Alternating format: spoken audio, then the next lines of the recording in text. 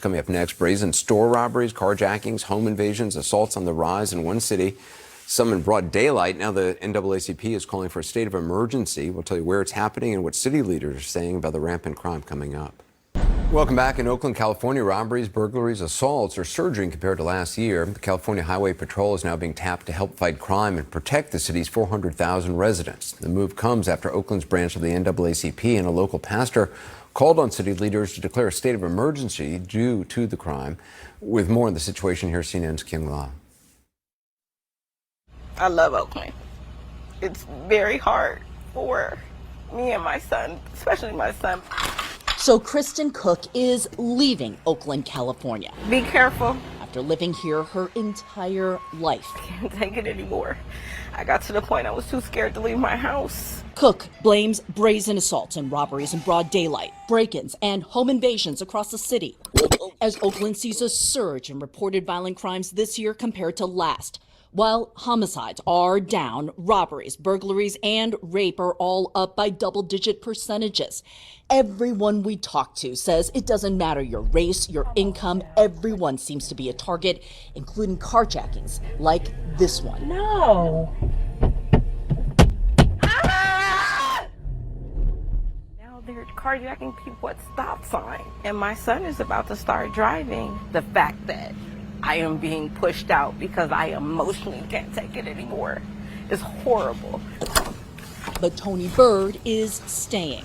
She lives with a locked front gate and 5 security cameras.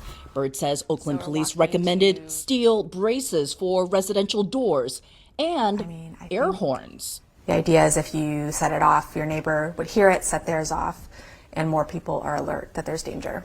Her neighbor across the street, 60-year-old retiree Dave Schneider, was shot to death in June, trimming his front tree during the day.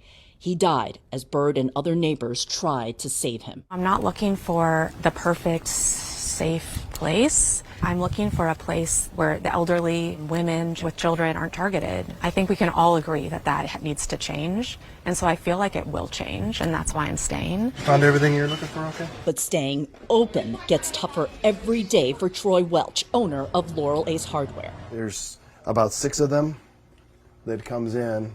Welch's store was robbed just hours before we met him. They went to our cash registers, and this is at my office. But you'll see they went in, they tried to take a sledgehammer to it, tried to lift it, and he's going to figure out they aren't getting into that safe. Welch says he loses 10% of his merchandise to theft. So common this year, he leaves his registers empty and open, tired of replacing them. It's more brazen, sometimes more violent, I think, than what it used to be. How long does it take for police to arrive?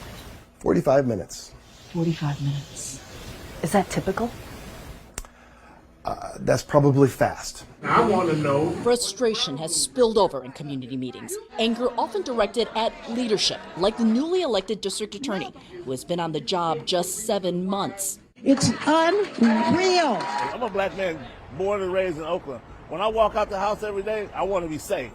So if that calls for whoever commits the crime to be prosecuted, so be it. But we want it to be fair and just.